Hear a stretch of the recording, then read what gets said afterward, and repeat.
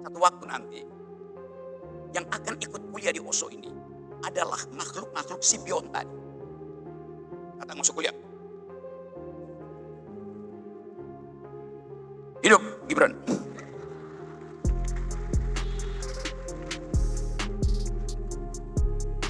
Karena si robot tahu bahwa nama itu disebut terus-menerus.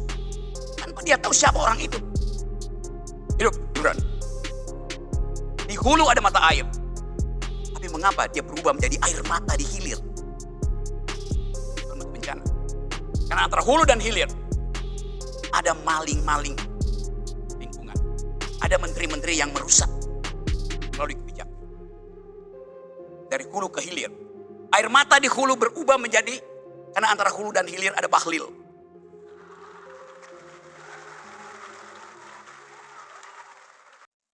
Buka channel YouTube Mahfud MD Podcast. Terjadi algoritma di situ. HP-mu akan merasa gelisah. Kok nggak ada yang ngetik Mahfud MD Podcast? Jam 8, handphonemu udah baca kebiasaanmu. Chatting dengan mantan. Tiba-tiba handphonemu merasa, udah jam 9 kok nggak ada. Karena kebiasaanmu direkam oleh si handphone. Jadi Anda tergantung pada handphone, handphone juga tergantung padamu. Kondisi itu yang menghasilkan makhluk lain yang di dalam filosofi disebut sebagai symbiont. Cybernetic Biology Ontology. Symbiont. Artinya penyatuan antara yang biologi dan yang cybernetic. A new kind of ontology called symbiont. Jadi kita ada di dalam keadaan itu. Saya bayangkan misalnya. Mungkin 7-8 tahun ke depan. Atau mungkin 4 tahun ke depan. Kalian yang ada di sini. Tinggal 30%. Selebihnya adalah robot di belakang sana. Atau mereka yang di. Kenapa begitu? Teknologi berubah setiap 8 jam. Kalau mau bikin regulasi, perlu rapat DPR selama 2 periode. Bagaimana mungkin? Yang Anda pakai handphone hari ini, Anda beli tadi pagi, besok siang dia udah obsolete. Kan udah lewat 8 jam, udah ada teknologi baru. Memang belum diproduksi. Tapi modelnya udah ada. Sekarang setiap mahasiswa di kamar kosnya ada benda yang disebut sebagai microwave. Bangga semua ada microwave. Teknologi baru. Itu teknologi tahun 30. Yang dipakai di kapal selam, submarine dari Amerika. Kenapa diperlukan microwave? Supaya tidak ada api di dalam kapal selam, bahaya. Jadi teknologi microwave itu teknologi 150 tahun yang lalu. Setelah militer puas menggunakan teknologi, dipasarkan untuk publik umum. Jadi Anda lihat, bagaimana yang saya sebut tadi bahwa satu waktu nanti yang akan ikut kuliah di Osho ini adalah makhluk-makhluk simbiont tadi. Datang masuk kuliah. Hidup, Gibran.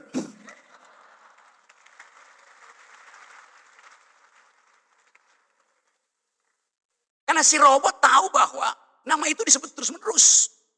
Tanpa dia tahu siapa orang itu. Hidup, Gibran. Dia dibiasakan untuk memantau langgam pembicaraan di Pontianak. Tapi kalau Anda bilang bahwa nggak pernah Pontianak menyebut hidup Gibran. Oke, robot bilang, oke, saya mengerti. Fu, fa.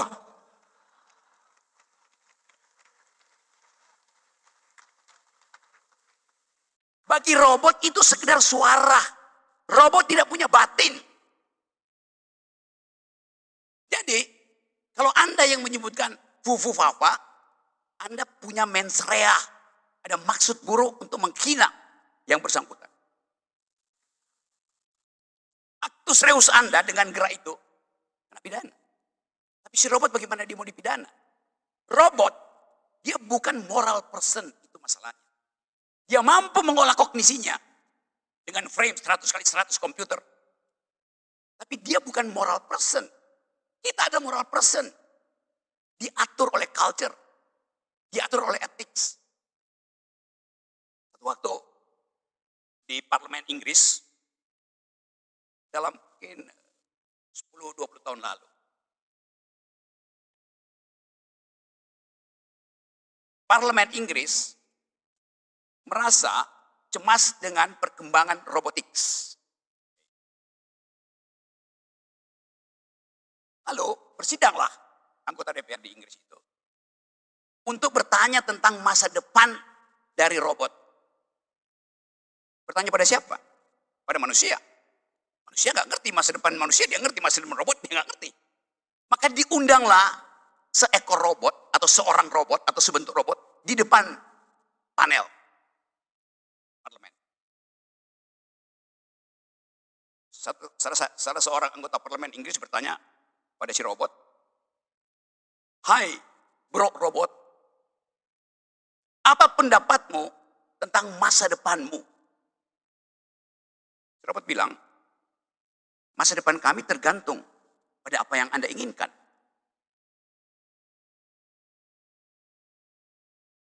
Terus anggota DPR-nya lanjutkan percakapan itu. Kalau begitu, bagaimana Anda sebagai robot melihat masa depan kami sebagai manusia? Nah, itu baru pertanyaan jenius. Kata si robot, "Kalian manusia mencemaskan eksistensi kalian. Karena kalian mulai merasa akan kami gantikan."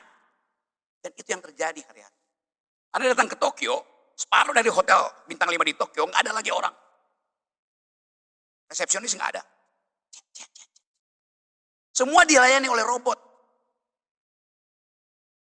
Sebuah pelabuhan kontainer terbesar di Cina, 0 orang. Kerja robot. Jadi sudah terjadi bahwa fungsi-fungsi dasar manusia digantikan oleh robot. Karena itu, waktu ditanya pada si robot bilang begini, "Kami bisa mengerjakan semua yang bisa dikerjakan oleh kalian sebagai manusia. Tapi kami cemburu pada manusia karena kami tidak punya perasaan. Kami tidak bisa jatuh cinta. Kami tidak bisa naik ke atas panggung untuk menerima ijazah dan difoto bersama-sama dengan Pak Oso.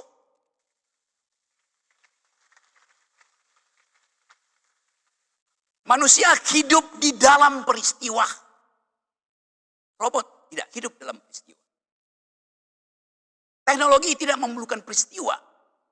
Manusia hidup dari satu event ke event yang lain. Jadi, kalau tema tadi, secara futuristik, kita membandingkan atau membayangkan nasib manusia. Justru si robot itu yang akan membandingkan nasib dia ketika empati hilang. Sekali lagi itu adalah soal dialektika. Siapa yang akan memenangkan masa depan? Kecerdasan robot bisa dibuat sedemikian rupa. Untuk bahkan meninjau hanya pada robot. "Mas robot, apakah bonus demografi akan diperoleh oleh mahasiswa Pontianak di 2045? Robot akan bilang, 2045 itu masih 20 tahun. Sangat mungkin separuh dari bumi itu tidak lagi dihuni karena deforestasi. Jadi yang kita bayangkan secara antropologi dibatalkan oleh robot karena robot mempelajari efek katastrofi dari keantropologian manusia. Robot justru meninjau lebih cepat bahwa kalian manusia, kalian merusak ekologi, melampaui kemampuan bumi untuk memperbaiki diri. Robot bisa buat ekstrapolasi. Hari-hari ini kita ada di dalam kegelisahan sebagai anak muda yang melihat potensi perang dunia ketiga. Tidak, perang dunia ketiga itu is ongoing. Third war is in the making. Sudah terjadi perang dunia ketiga itu, bukan nanti. Karena sifat perang sekarang itu proxy war, computer aided war, sudah terjadi. Jadi diam-diam, peristiwa-peristiwa yang pernah dicatat oleh sejarah sebagai perang konvensional, tidak mungkin lagi kita bayangkan bahwa akan ada orang nembak orang. Kan gak ada casualty-nya makin lama makin sedikit. Karena efek teknologi memungkinkan kita saling mengintai. Dan saling mengintai itu adalah fungsi dari kecerdasan. Jadi kalau kita backup negeri ini dengan tank, dengan pesawat terbang, tapi kemampuan untuk mengintip potensi lawan itu tidak dihasilkan oleh kecerdasan, dengan mudah kita dianeksasi. Itu yang menentukan sebetulnya mereka yang diwisuda tadi pagi.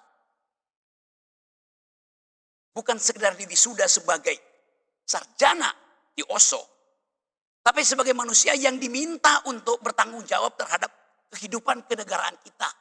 Itu yang dipidatokan oleh Pak Osman Sabta tadi. Bahwa Anda lulus dari sini untuk menemui kegelisahan baru. Kegelisahan akademis, kegelisahan etis, kegelisahan ekologis. Kita minta bantuan pada teknologi. Teknologi akan bilang bahwa kami hanya mampu memprediksi 8 jam ke depan. Makin lama teknologi makin cepat, 4 jam ke depan. Jadi jangan minta teknologi memprediksi apakah Indonesia di 2045 akan dapat bonus demografi. Teknologi bilang hanya pada rumput yang bergoyang. The future is not ours to see. Sera-sera. Saya bisa menangkap kecemasan baru ketika kalian tiba tadi pagi setelah makan siang membawa ijazah itu ditunjukkan pada orang tua. Anda ragu-ragu untuk memperlihatkan itu. Karena Anda tahu konsekuensi dari punya ijazah artinya cari kerjaan. Saya nggak pernah cemas karena saya nggak punya ijazah. Demikian juga ayah ibumu. Begitu diperlihatkan ijazahnya, ayahmu mungkin merasa, ya beban saya lepas. Karena anak saya sudah sarjana, dia bisa cari makan sendiri. 2 hari kemudian ayahnya mengerti bahwa begitu dia baca statistik, memang gak ada pekerjaan. Sekarang pertanyaan etisnya. Sebagai seorang sarjana yang dididik di dalam tradisi berpikir kritis, apakah Anda menyerah hanya karena ijazahmu tidak laku di Pegadaian?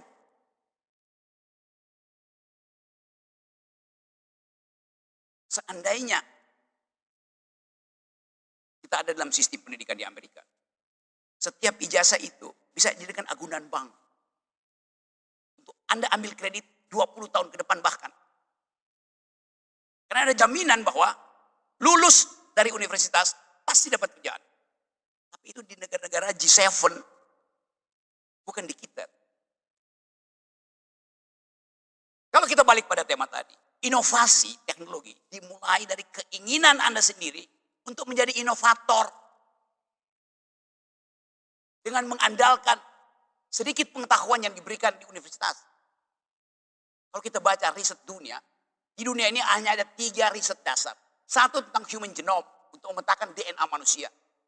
Supaya kita tahu jenis penyakit yang saya bawa dari 10.000 tahun lalu itu obatnya apa. Human genome. Riset kedua ada artificial intelligence yang makin berkembang. Tapi kita tahu bahwa ketika kita ingin mempercepat inovasi teknologi, energi untuk menghidupkan mesin-mesin itu besar sekali. Untuk membuat Anda bisa mengakses ChatGPT 24 jam, itu energi yang diperlukan dari mesin-mesin itu 2 kali lipat dari yang diperlukan oleh Jawa Barat. Hanya untuk membuat mesin itu bekerja terus. Karena mesin artificial intelligence, dia mesti menyerap data 24 jam. Semua yang Anda upload, dia mesti kompilasi. Anda minta supaya seorang perempuan yang bergairah bagimu, yang pakai pakaian lengkap, ChatGPT, tolong telanjangi dia. Tiba-tiba dia telanjang dan membuat figur perempuan itu telanjang oleh ChatGPT, itu memerlukan 5 kali dari energi yang kita pasang hari ini di ruangan ini. Hanya karena keinginan Anda untuk melihat dia telanjang. Yang sebetulnya fake kan. Tetapi gairah untuk mengetahui, kuriositas untuk mengetahui tubuh perempuan bertambah-tambah pada laki-laki. Tidak sebaliknya. Jadi kita bisa katakan juga, teknologi itu mengeksploitasi libido laki-laki. Sekarang kita lihat kontrasnya. Kita mengeksploitasi libido kita, libido kekuasaan, libido ekonomi, libido moral, dengan memanfaatkan teknologi yang rakus energi untuk memuaskan patriarkisme kita sebagai laki-laki. Karena Anda tahu, energi dunia 70% dihasilkan oleh tangan perempuan.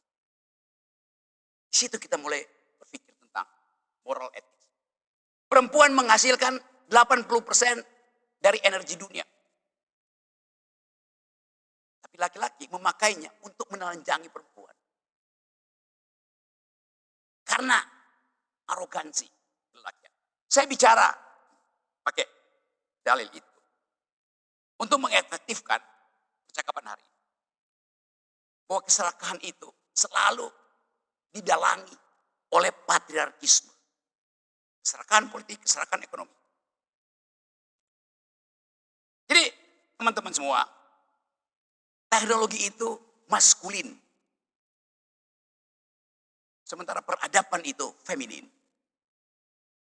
Dialektika itu yang harusnya kita bongkar melalui disertasi, melalui kuliah, melalui khotbah. Tapi justru kita lihat hari-hari ini, mereka yang tadinya pengkhotbah, sekarang jadi penggali tambang. Mereka yang seharusnya menghasilkan teologi, sekarang sibuk dengan geologi. Jadi Anda lihat bagaimana teologi pindah jadi geologi. Karena keserakahan. Karena patriarkisme. Sudah berapa jam saya bicara? 45 menit. Oke, tadi kasih waktu 30 menit. Oke teman-teman, saya mau akhiri di situ, nanti kita bercakap-cakap. Tapi saya ingin ajukan satu problem. Kalian, kita, ada di garis khatulistiwa. Kita tahu, karena rotasi bumi, semua mineral terbaik tertarik ke arah khatulistiwa. Karena hukum sentripetal. Jadi kita ada di dalam wilayah kelebihan energi. Sebagai potensi. Kita punya emas, kita punya nikel, kita punya batu bara, kita punya bauksit. Tapi semua itu adalah potensi. Dan supaya potensi itu bisa dimanfaatkan sepenuh-penuhnya. Mengikuti perintah konstitusi. Kepentingan rakyat. Kepentingan bangsa. Kondisi etis kita lah yang menentukan. Kapan kita ekstraksi potensi itu? Kalau sekarang kita tanya, apa kita perlu nikel? Buat apa? Ya buat dijual. Lah kok buat dijual? Kan mesti buat dipakai. Jadi kita dipaksa oleh teknologi untuk menggali sumber daya kita. Untuk dijadikan komoditas. Padahal kita tidak memerlukan komoditas itu. Yang perlu Cina. Yang perlu Rusia. Demikian juga teknologi. Masuk ke kita. Bukan sebagai kebutuhan utama kita. Tapi sebagai kemewahan. Yang harus dipamerkan. Jadi pesan etis hari ini adalah. Kita tidak mungkin mencegah teknologi. Karena dia adalah ekstensi dari pengetahuan kita. Kalau saya buka botol, lalu saya pakai sedotan. Saya bisa minum dari sini kan?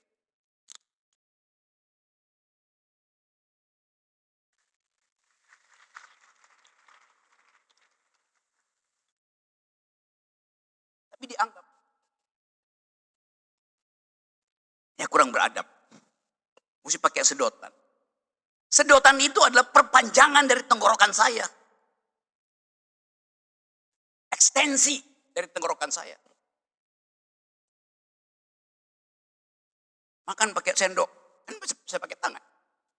Tangan kotor, pakai sendok. Tangan saya kalau saya cuci, cuma saya yang masukin ke mulut. Sendok yang kau pakai itu dipakai 1000 orang. Tapi sendok ada teknologi. Jadi kita mulai mengulas. Satu waktu mungkin ada konflik antara hasil kerja teknologi dan protes dari local wisdom. Yang menyeimbangkan itulah yang memerlukan kecermatan akademis dan kepekaan etis. Secara akademis kita bisa kejar pertumbuhan ekonomi 6-7% dengan teknologi. Tapi secara etis pertanyaannya, kalau saya push ekonomi 6-7%, 8%, bahkan 9% kata Pak Prabowo. Pertanyaan etisnya, berapa persen kerusakan ekologinya? Kita efisienkan mesin-mesin untuk menggaruk bumi supaya ekonomi tumbuh 8-9%. Tapi pertanyaan etisnya, ecological footprint yang dihasilkan oleh 8%, berapa persen? Itu yang mulai kita sadari. Kita taruh semua teknologi untuk mengeksplorasi dan mengeksploitasi bumi kita. Hasilnya adalah bencana. Pada akhirnya kita mesti pastikan bahwa alam memberi kita kesejukan di hulu dalam bentuk mata air. Di hulu ada mata air. Tapi mengapa dia berubah menjadi air mata di hilir? Dalam bentuk bencana. Karena antara hulu dan hilir ada maling-maling lingkungan. Ada menteri-menteri yang merusak melalui kebijakan. Dari hulu ke hilir. Air mata di hulu berubah menjadi, karena antara hulu dan hilir ada bahlil.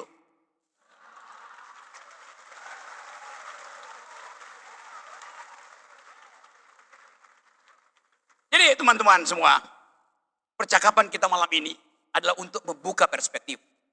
Supaya kita jaga alam ini, sehingga mata air di hulu tetap menjadi sejernih mata air kekasihmu di hilir. Assalamualaikum warahmatullahi wabarakatuh.